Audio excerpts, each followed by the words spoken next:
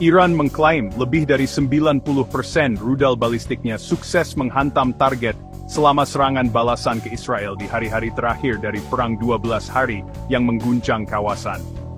Pernyataan ini dilontarkan langsung oleh Ketua Parlemen Iran, Mohammad Bagher Ghalibaf, yang juga menyebut bahwa berdasarkan perhitungan statistik korban dari sejumlah rudal yang menghantam area permukiman dan instalasi militer, kemungkinan ada sekitar 500 korban jiwa di pihak Israel. Meskipun begitu, data resmi dari Israel menunjukkan angka yang berbeda, yaitu 28 orang tewas dan 1.472 lainnya luka-luka. Angka ini diumumkan oleh kantor Perdana Menteri Benjamin Netanyahu di penghujung Juni. Sementara dari kubu Iran, Ghalibaf bersikeras bahwa jika luka-luka mencapai 3.500 orang seperti yang diinformasikan melalui jalur intelijen mereka, maka korban jiwa semestinya jauh lebih tinggi. Karena standar internasional korban biasanya mencerminkan proporsi tertentu antara luka dan tewas. Situasi makin panas ketika pada malam 13 Juni, Israel memulai operasi militer ke Iran, dengan tuduhan bahwa Teheran tengah menjalankan program nuklir militer rahasia yang segera dibantah oleh pemerintah Iran. Dan, tanpa menunggu lama, Iran membalas serangan tersebut dengan rentetan rudal yang menjadi awal dari 12 hari eskalasi. Puncaknya terjadi pada 22 Juni, ketika Amerika Serikat ikut campur dan menghantam sejumlah fasilitas nuklir milik Iran, memperluas cakupan konflik ke level yang lebih berbahaya. Dampak dari Perang 12 Hari ini bukan hanya dirasakan di wilayah konflik, tapi juga mengguncang opini publik internasional, yang kini terbelah antara yang mendukung hak pertahanan diri Israel, dan yang menyoroti agresivitas berlebihan terhadap Iran. Terlebih setelah laporan muncul bahwa sejumlah serangan rudal Iran menghantam fasilitas militer sensitif milik IDF, dan menyebabkan kerusakan yang dianggap substansial oleh analis pertahanan Barat.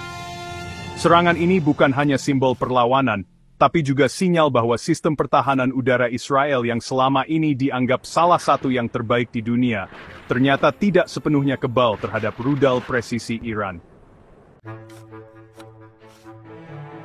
Apalagi dengan laporan bahwa lebih dari 90% rudal Iran sukses mencapai targetnya, membuat banyak pihak bertanya-tanya tentang efektivitas Iron Dome dan sistem pertahanan lapis ganda yang dibanggakan Tel Aviv selama ini.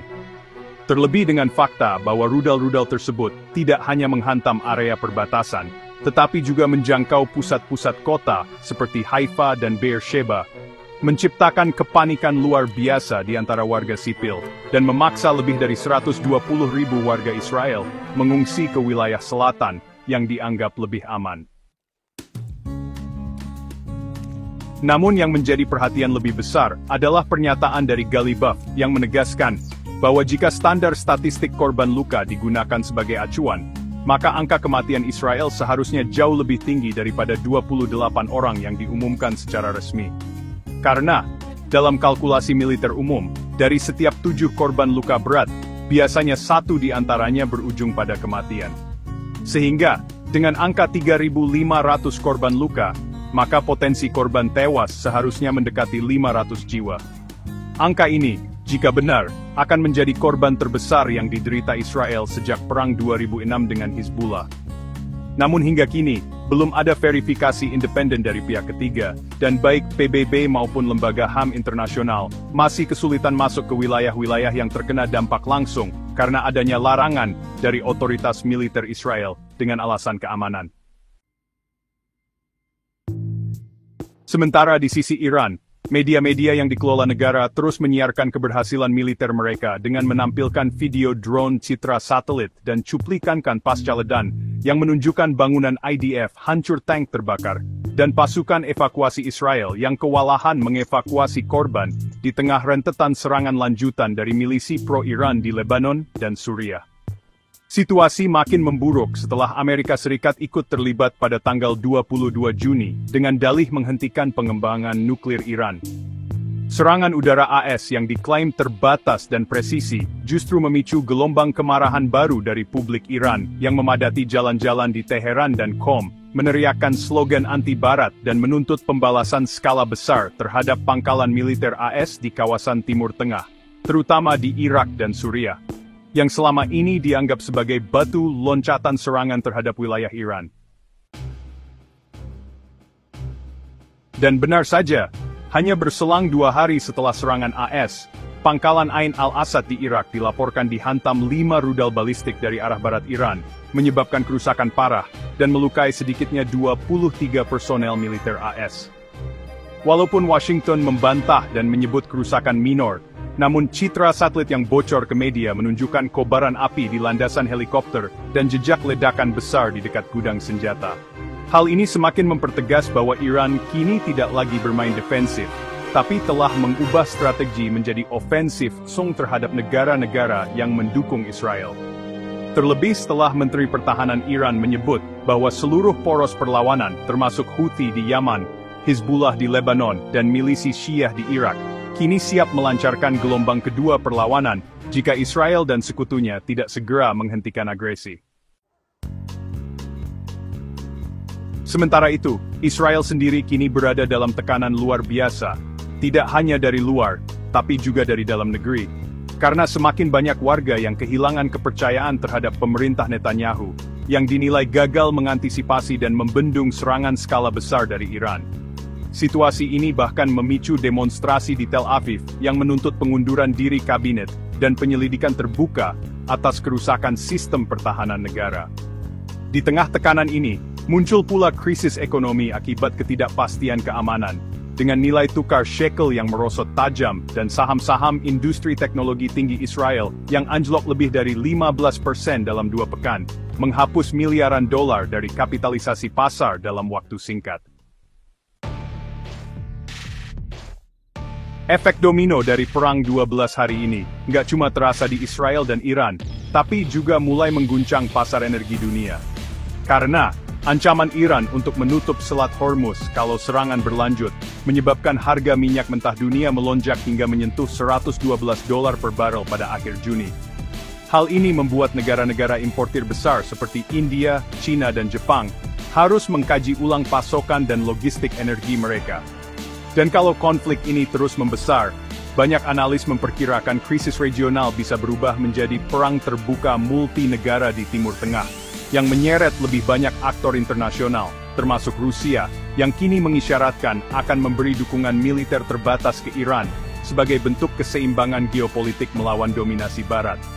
Sesuatu yang, kalau benar-benar terjadi, bisa menyalakan api konflik global yang jauh lebih besar daripada sekadar perang 12 hari. Di tengah situasi yang makin panas seperti kompor gas bocor di sulut korek api, masyarakat Israel mulai panik. Bukan cuma karena sirene rudal yang meraung tiap 10 menit, tapi juga karena harga alpukat di supermarket naik 2 kali lipat. Katanya sih karena efek samping rudal Iran. Padahal, ibu-ibu di Tel Aviv sudah curiga, itu cuma akal-akalan pedagang biar bisa jual alpukat setengah matang seharga emas putih. Sementara itu, di Iran, rakyat justru ramai-ramai nonton video serangan rudal seperti lagi nobar final Liga Champions. Lengkap dengan teriakan, Allahu Akbar, setiap ada ledakan. Bahkan ada yang live streaming di TikTok dengan caption, "Cek rek, rudal nyampe, like dulu dong." Lebih gila lagi, di kom sempat viral video emak-emak jualan kebab sambil kasih komentar analisis militer. Ini rudal Fateh Saud 10, bu. Ini bukan mainan. Lihat tuh ledakannya. Bim salah bim, markas musuh jeblok kayak balon bocor. Penontonnya sampai 3 juta lebih. Kalah tuh jurnalis internasional. Di Lebanon, pasukan Hizbullah yang katanya siap siaga malah tertangkap kamera lagi ngopi bareng sambil debat kusir. Bro, rudal mana yang lebih cakep? Yang melengkung ke kiri atau yang meledak sambil salto? Entah kenapa, percakapan absurd itu dijadikan meme nasional di Iran dengan judul Serangan Canggih versus Serangan Estetik. Sementara itu, tentara cadangan Israel mulai dipanggil ke barak. Tapi banyak yang malah nyasar ke pusat perbelanjaan karena saking lamanya nggak latihan. Ada yang pakai seragam tempur tapi nyangkut di toko sepatu. Saat ditanya wartawan, dia jawab, "Maaf, saya kira ini pos komando." Netanyahu juga nggak kalah dramatis. Ia sempat bikin siaran pers dari bunker bawah tanah sambil make up setengah jadi. Dengan nada serius ia bilang, "Kita akan menang." Tapi tidak sadar ada bayangan bulu mata palsu istrinya nempel di pipinya. Netizen langsung nyindir, "Itu rudal atau maskara baru, Pak?" Lebih ajaib lagi, saat Pentagon ngumumin bahwa mereka menghancurkan target nuklir Iran secara presisi, media Iran malah nyiarin drone shot area yang katanya dihancurkan itu. Ternyata cuma kebun semangka habis panen. Warganet langsung nyinyir, Amerika nyerang pertanian, bukan reaktor. Salah satu juru bicara IDF sempat bilang di TV, sistem Iron Dome kami menangkap hampir semua rudal. Tapi pas tayangan ulang diputar, rudal Iran sukses nyelonong kayak pesepeda nyalip truk. Warganet edit videonya pakai back sound Mission Impossible lengkap dengan efek slow motion dan logo TikTok di pojok kanan. Di platform X, tagar tim rudal dan tim dome jadi trending. Ada polling lucu, siapa lebih cepat? Rudal Iran atau mantan yang ninggalin pas lebaran? Hasilnya, 74% pilih mantan. 26% bilang rudal. Sisanya bingung antara cinta, rudal, atau bunker bawah tanah. Sementara itu, para pejabat dunia masih sibuk pamer peta di TV sambil tunjuk-tunjuk lokasi yang entah bener entah kagak. Satu petinggi militer Israel bahkan nunjuk posisi Iran, tapi jari telunjuknya malah ke arah India. Komentator politiknya letup, "Itu bukan Iran, Pak. Itu Bollywood. Tolong jangan serang Shah Rukh Khan." Dari semua kekacauan ini, satu hal jelas. Perang memang mengerikan. Tapi kalau sudah masuk tangan netizen, bisa-bisa berubah di episode stand-up comedy 12 hari non-stop. Dan kita cuma bisa nonton sambil ngunyah popcorn, setengah takut, setengah ngakak. Dan ketika dunia mulai berharap konflik mereda, tiba-tiba muncul laporan bahwa sistem pertahanan Iron Dome kehabisan interceptor di beberapa titik, membuat wilayah utara Israel seperti Safed dan Nahariya jadi sasaran empuk rudal-rudal lanjutan dari Iran dan sekutunya. Masyarakat pun mulai pasrah. Ada yang memilih ngungsi ke bunker, ada juga yang justru buka warung kopi darurat di dalam tempat perlindungan sambil jualan teh tarik dan kopi Arab. Katanya sih, biar suasana lebih hangat meskipun di luar lagi hujan rudal. Lucunya, muncul review Google Maps untuk bunker itu dengan rating 4,8. Salah satu komentar menulis tempat perlindungan nyaman, sinyal Wi-Fi kuat, cocok buat kerja remote sambil hindari ledakan. Di sisi lain, beberapa remaja Israel yang bosan di pengungsian mulai bikin konten TikTok dengan filter rudal nyasar dan back sound disco tahun 80-an.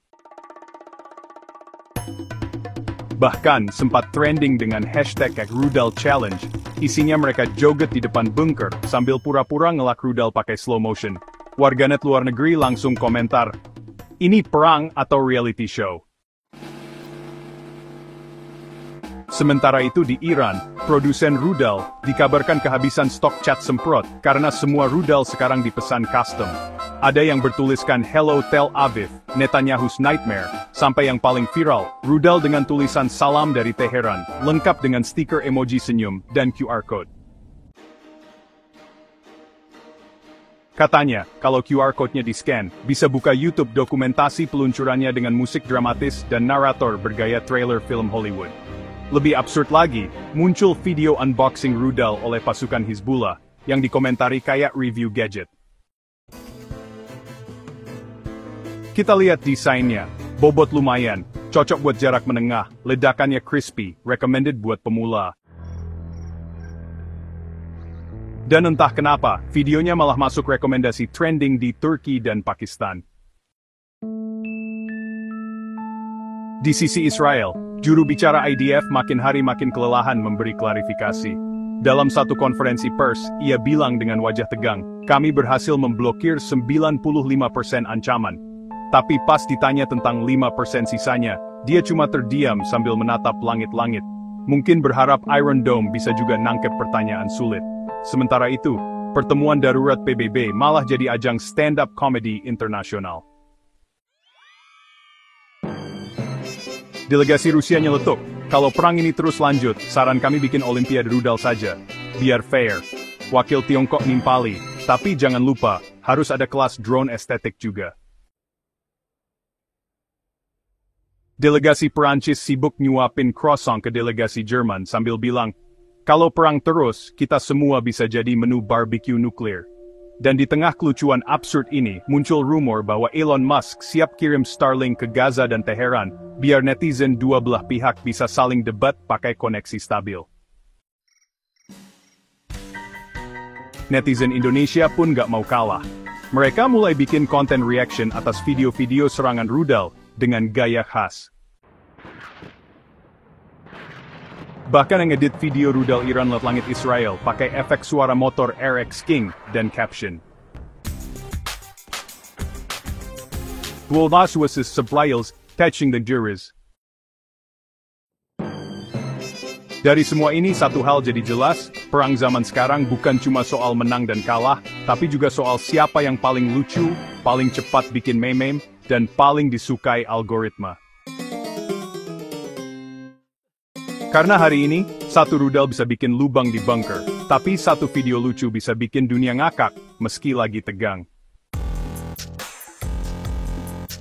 Dan saat para jenderal sibuk memantau peta serangan, para netizen justru sibuk mantau trending topic, ngedit video meledak jadi animasi lucu, sambil upload ke TikTok dengan caption. Bismillah, semoga nggak diserang pas lagi ngonten. Dan di hari ke-13, yang katanya bukan bagian dari perang 12 hari tapi tetap bunyinya meledak-ledak, suasana makin absurd. Karena muncul laporan bahwa salah satu rudal Iran justru nyasar ke ladang zaitun milik warga yang sedang panen. Dan alih-alih panik, si pemilik malah selfie depan pohon terbakar sambil nulis caption, "Zaitun panggang by Made in Iran." Foto itu langsung viral dan dijadikan stiker WhatsApp di kalangan petani Timur Tengah. Sementara di Teheran, TV nasional Iran menayangkan dokumenter khusus tentang keakuratan rudal yang disisipi iklan minuman energi lokal bernama Shahid Power, dengan slogan, "Bias pek amasidin jal mesung nasa wenwe sewea." Di sisi lain, Israel yang mulai kehabisan bunker, justru bangun bunker darurat di tempat parkir mal bawah tanah. Dan lucunya, ada tenant kopi franchise yang ikutan buka gerai di pojok bunker dengan menu baru, rudal latte dan Iron Dome Frappuccino. Antrian mengular karena ya, warga butuh kopi buat tetap sadar setiap sirene berbunyi. Bahkan sempat ada promo beli 2 dapat helm anti-serpihan, dan semua orang ikutan ngantri kayak rebutan tiket konser. Sementara itu, netizen dari Mesir, Turki, dan Indonesia mulai adu cepat bikin remix suara ledakan jadi beat music EDM. Dan salah satu DJ amatir dari Yogyakarta berhasil viral dengan lagu berjudul Boom Boom Tel Aviv, yang bahkan dipakai sebagai background video rudal oleh akun parodi Iran. Tak mau kalah, seorang mahasiswa teknik di Gaza membuat animasi simulasi pertahanan rudal pakai game Minecraft dan bilang, "Kalau Iron Dome-nya begini, ya pasti bocor, bang." Komentarnya disukai puluhan ribu orang dan diundang live ke acara diskusi TV Arab, yang seharusnya serius, tapi malah jadi talk show penuh tawa. Karena semua panelis sibuk ngomentarin model rudal pakai gaya reviewer gadget. Saya suka rudal ini, bentuknya sleek, hemat energi, eco-friendly, cocok buat masa depan perang ramah lingkungan. Tak lama kemudian muncul startup lokal dari Iran yang menawarkan rudal sewaan dengan tagline, "Bayar per ledakan, tanpa biaya bulanan."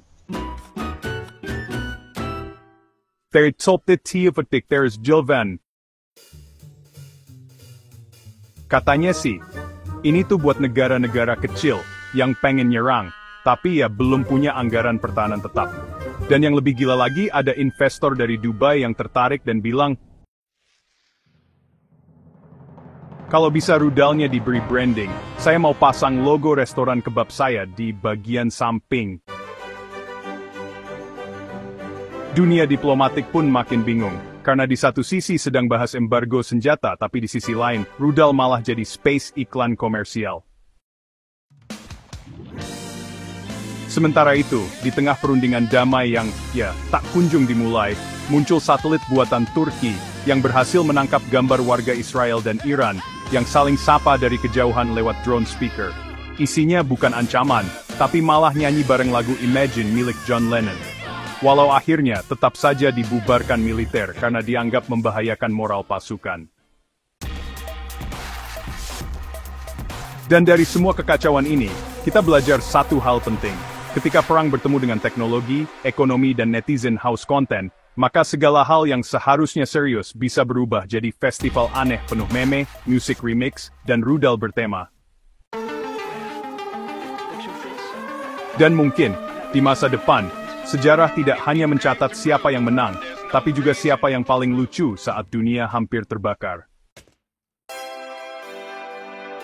Dan pada akhirnya, ketika debu mulai turun perlahan di atas reruntuhan, ketika suara sirene mulai digantikan lagi oleh suara penjual roti dan tukang kebab keliling, ketika rudal terakhir sudah meledak, dan tidak ada lagi drone yang mengintai dari langit, seperti hantu digital tanpa suara,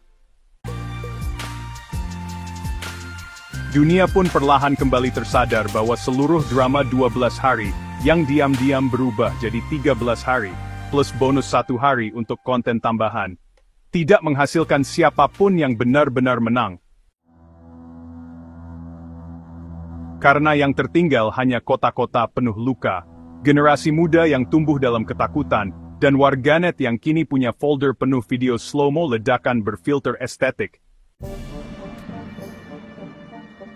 Para jenderal boleh berdebat soal strategi, para pemimpin politik bisa saling tuding siapa yang mulai lebih dulu, dan para analis internasional akan menulis laporan panjang di jurnal akademik dengan bahasa berbunga-bunga. Tapi rakyat jelata, yang siangnya sibuk menyelamatkan anaknya dari pecahan kaca dan malamnya tetap sempat bikin konten reaction YouTube, mereka tahu satu hal, perang zaman sekarang bukan hanya soal senjata, tapi juga soal siapa yang paling cepat bikin narasi, siapa yang punya drone lebih kece, siapa yang bisa tampil keren di kamera CCTV pas lari dari ledakan, dan siapa yang bisa viral duluan. Di zaman ini, tidak ada yang lebih kuat dari kekuatan viralitas, karena ledakan bisa hilang dalam beberapa detik, tapi video TikTok yang kocak bisa disimpan jutaan orang selamanya. Dan saat negara-negara mulai menghitung biaya perbaikan, kompensasi korban, dan rekonstruksi moral bangsa, para influencer klik malah sudah sibuk endorse minuman energi sambil berkata, "Saya lolos dari rudal, jadi kamu juga pasti bisa lolos dari mantan." Ini bukan hiperbola, ini kenyataan yang kita hadapi saat perang sudah tidak lagi hanya soal tentara dan peluru, tapi juga soal algoritma, like, retweet, dan trending topic. Dan mungkin, di masa depan, para sejarawan tidak lagi membuka buku sejarah untuk mengingat perang, tapi membuka archive media sosial, melihat kembali meme-meme yang menyelamatkan kewarasan banyak orang di tengah horor nyata.